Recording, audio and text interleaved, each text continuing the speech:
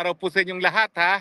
Nandito na naman ako, papunta na naman ako sa gym, nakahanap na naman ako ng magandang tanawin. Sabi ko, dito kaya ako mag-spokes hour ng maiba naman ang ating mga kapaligiran. So anyway, maganda man ang tanawin natin ngayon, ang pag-uusapan natin ay napakalungkot.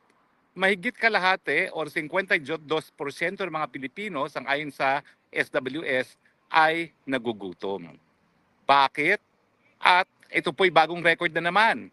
Ang galing talaga ng bagong Pilipinas. Pinakamatinding paggagutom nito. Mas tumitindi pa kaysa doon sa or kapareho lang kung ikokompara doon sa pagkagutom ng panahon ng pandemya. Ano bang nangyayari? Well, unang-una, malinaw ha, yung mga bilyon-bilyones na ginagastos natin para sa AIC, sa tupad, at kung ano-ano pang ayuda dyan, hindi napupunta sa taong bayan. Kasi kung napupunta yan sa taong bayan, bilyon-bilyon yan, siguro naman hindi kalahati ng Pilipino, mahigit pa nga kalahati ng Pilipino ang nagugutom. Ibig sabihin, kinukurakot ng mga congressman at senatong, yung mga AIC, mga tupad, mga MAIF, ay nako, inuubos, binubuwaya ng mga walang ya. Malinaw po yan. Dahil kung hindi, sa dami ng ayuda na pinamimigay natin, dapat hindi na mahigit pa sa kalahati ng mga Pilipino ang nagugutom.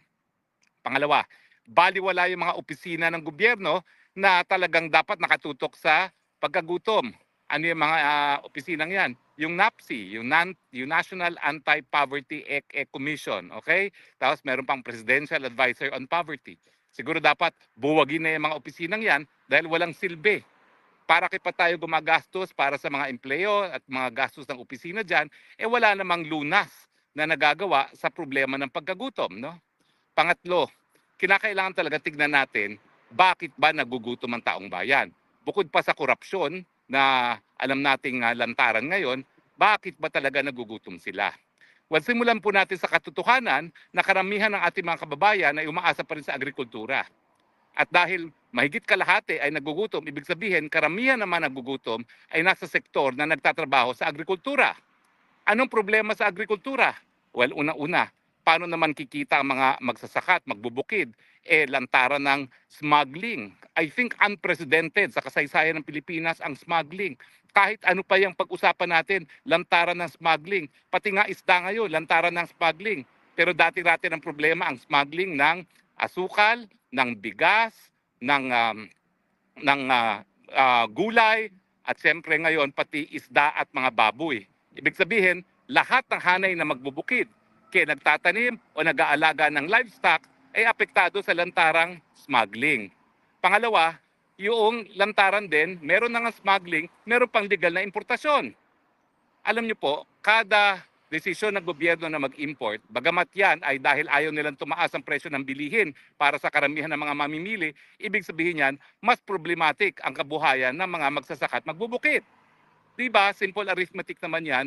Kung talagang pabababain mo ang presyo, meron ka ng kalaban sa smuggling, tapos meron pang legal na importasyon, paano na ang hanap buhay ng mga magsasaka? So ang kinakailangan talaga nating gawin para tumaas o mababa na yung insidente ng pagkagutom ay itaas ang kabuhayan ng ating mga magsasaka at magbubukid. At mangyayari lang yan, unang-una, kung talagang ititigil natin ang korupsyon doon sa mga ayuda. At pangalawa, buhusan natin ang suporta ng mga magsasaka. Alam naman natin na hindi gaya ng Thailand, hindi gaya ng Vietnam, hindi gaya ng Cambodia at Laos na wala tayong natural na irigasyon kasi meron silang Mekong River. So kinakailangan talaga natin paggugulan ng kapital ang patubig. At nung tayo naman po ay naging miyembro ng Kongreso, sinulong natin yung libreng patubig sa mga maliliit na magsasaka. Ang problema, kalahati lang po ng kabukiran natin ang merong patubig. Kaya nga po sinasabi ko, suportahan natin yung Gabay Party List, number 139 sa balota, dahil ang gagawin nila, 100% irrigation. Nang sa ganon, 100% ng mga maliliit na magsasaka makikinabang sa libreng irigasyon. Pero ang irigasyon ay isa lang yan na pangangailangan ng ating magbubukid.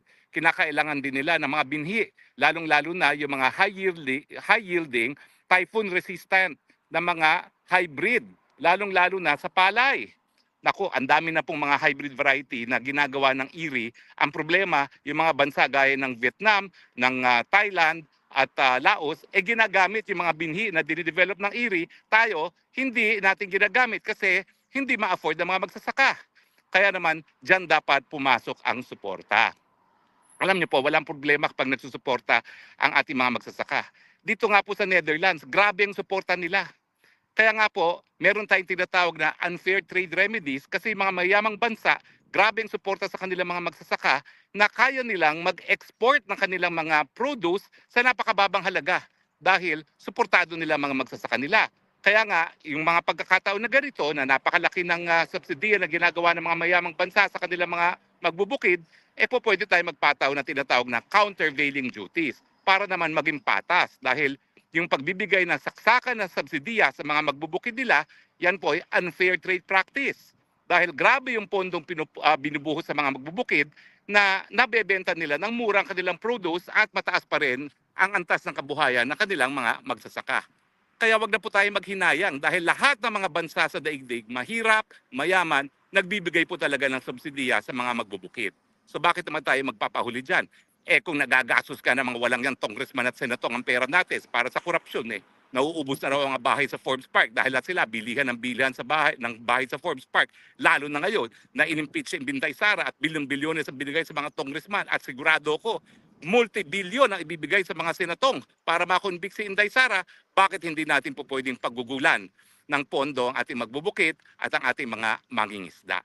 So yan po ang unang-unang dapat gawin natin. No? Kinakailangan suportahan ang agrikultura dahil karamihan ng mga nagugutom ay nagtatrabaho sa hanay ng agrikultura. Pero bukod pa po dyan, kinakailangan talaga na labanan ng gobyerno yung patuloy na pagtaas na presyo ng bilihin. Siyempre, isang strategiya dyan dahil nangunguna sa pagtaas ng presyo ng bilihin ay ang ating pagkain. Ang strategiya nga dyan, buhusan ng pondo ating agrikultura nang sa ganun, tumaas ang antas ng kabuhayan ng ating mga magsasaka. Tama po na kinakailangan mapababa natin ang presyo at yan ang dahilan kung bakit madalas dinajustify yung mga importation. Pero wag natin kalimutan na kinakailangan balansehin yan dahil habang tayo nagpapababa naman ng presyo ng mga bilihin, baka naman ang nangyayari, ginugutom naman natin ang ating mga magsasaka. So kinakailangan talaga balansehin yan. Kinakailangan natin malaman natin kung magkano talaga ang presyo ng mga bilihin, magkano kakayanin ng ating mga mamimili at ganyang suporta o yung katumbas na suporta ang dapat ibigay natin sa ating mga magsasaka. Hindi ko naman sinasabi i-subsidize natin, no? Pero kung mayroon talaga extra pera, bakit hindi? Kaya nga po isa sa aking sinulong rin na batas, yung libreng tanghalian sa mga nagugutom na kabataan, no? Well, kung talagang napakadami nating ani at mababa ang presyo, ba't hindi na lang gobyerno bumili at ipakain sa ating mga mag-aaral? Kaya nga po pag nagawagi ang Gabay Party List sa eleksyon nito, yung libreng tanghalian na nabigyan na natin ng katuparan ng 17th Congress, gagawin nating libreng tanghalian sa lahat ng estudyante. Dahil kapag binili natin yung mga ani ng ating mga magsasaka at pinakain sa ating mga estudyante, nagkakaroon tayo ng bagong merkado, nagkakaroon ng masustansya pagkain ng ating mga mag-aaral at nagkakaroon ng kabuhayan ang ating mga magsasaka at magbubukid.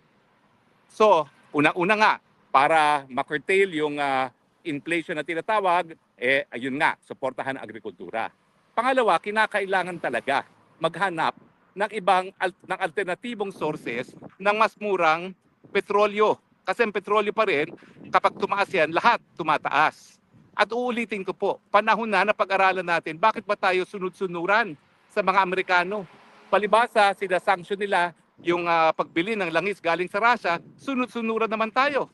Pero yung ibang mga bansa gaya ng India, ng China at pati na hindi naman Indonesia kasi Indonesia may langis yan, no? Pero yung China, yung India at yung Turkey, wala silang pakialam dyan sa sanction na yan.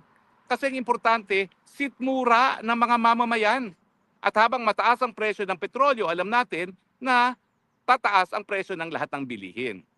Now, bukod pa doon sa paghahanap ng alternatibong supplier na mas mababa at yan naman po ay Russia lang, no? Kinakailangan din talaga bigyan natin insentibo para nga magkaroon tayo ng mas marami pang renewable. Kasi tignan ninyo, kung mas marami tayong mga solar farms, mas marami tayong mga geothermal, yung mga tinatawag nating renewable sources of energy, lahat ng mga kotse natin po pwede na tayo mag-electric. Bakit tayo hindi po pwede mag-electric ngayon? Kasi mahal ang kuryente. Pinakamahal sa buong Asia ang kuryente sa Pilipinas. So anong matitipid mo kung mag-electric car ka nga, mahal naman ang kuryente. So kinakailangan talaga, gawing mabilis ang proseso ng pagtatayo ng renewable energy gaya ng solar at geothermal at saka wind power. Alisin na yung corruption dyan na nagiging balakid. Alisin na yung kagustuhan ng mga dambuhalang energy company na sila magmonopolya nitong industriyang ito. Hayaan na natin pati yung mga maliliit na mga kumpanya na maglagay ng mga solar panels sa mga tahanan. Huwag na natin payagan ng Meralco na ilimit yung incentives ng mga mamimili kapag sila maglalagay ng solar panels sa kanilang mga kabahayan. Dahil pag napababa natin ang presyo ng kuryente, pwede na talaga tayong magkaroon ng mga electronic vehicles pag mababa ang presyo ng kuryente, siyempre, mas magiging viable yung paggamit ng e-vehicles. Ngayon kasi mahal ng kuryente, paano maging viable sa Pilipinas yan? Kaya nga hindi masyadong bumibenta ang mga e-vehicles. At ito rin ang dahilan kung bakit walang sapat na charging stations. Kasi bakit ka nga magkakaroon ng charging stations, wala namang bumibili ng e-vehicles kasi nga mahal pa rin ang kuryente. So yan po talaga ay importante. At pangatlo na akin nakikitang solusyon ay talagang kinakailangan, tutukan natin yung pagpapababa ng presyo ng kuryente, hindi lang sa pamamagitan ng renewable, kasi renewable pwedeng maging mahal yan, no? Pero talagang kinakailangan, sitahin natin yung mga nagdi-distribute at saka yung mga nagbebenta ng kuryente nang masiguro naman natin na hindi talaga sobra-sobra ang kanilang tubo, no? Kasi nga hindi ko maintindihan bakit pinakamahal na kuryente tayo sa buong Asia ngayon. Diba? Anong meron ng bansang Indonesia, Thailand, Malaysia na mas mababa ang presyo ng kuryente na wala tayo? Ang iniisip ko dyan, kasi nga dito sa Pilipinas, ang mga industriya nakikialam din sa politika. So habang malakas ang impluwensya para protektahan ng mga mamimili, walang magawa. Dahil talagang hawak ng mga mayayaman sa atin ang desisyon kung magkano rin ang ibabayad sa kanilang sariling mga bulsa. Diba? Now, ilan lang po yan sa mga solusyon dito sa problema ng pagkagutom, no? Pero ultimately, babalik at babalik yan doon sa isang leader na nasa tamang pag-iisip, alam ang gagawin para magkaroon ng solusyon, ibig sabihin, walang bisyo at malinaw mag-isip. Kaya naman pinakamatindi ngayon ang pagkagutom sa mahigit na 20 taon dahil ngayon lang tayo nagkaroon ng leader na walang malay kung anong nangyayari sa mundo at palagi talagang nasa mundo na hindi sa mundong ababaw. Kinakailangan tamang mag-isip pa rin ng leader. Balik pa rin tayo sa hair follicle test. Dahil habang wala ka sa tamang pag-iisip, wala ka talagang solusyon na maibibigay. Lalong-lalo na sa problema ng kagutuman. Hindi po malayo talaga yan, ha?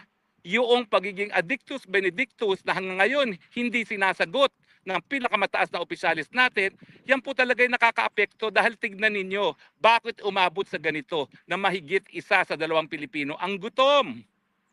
Tatanggapin na lang ba natin yan? Nakabahagi ng pang-araw-araw na buhay natin, nakalahati ng ating mga kababayan, nagugutom at tumataas pa. Ang antas ng mga nagugutom, wala pong solusyon. Ang buong akala ko, ito yung figures na ng Marso, eleksyon na.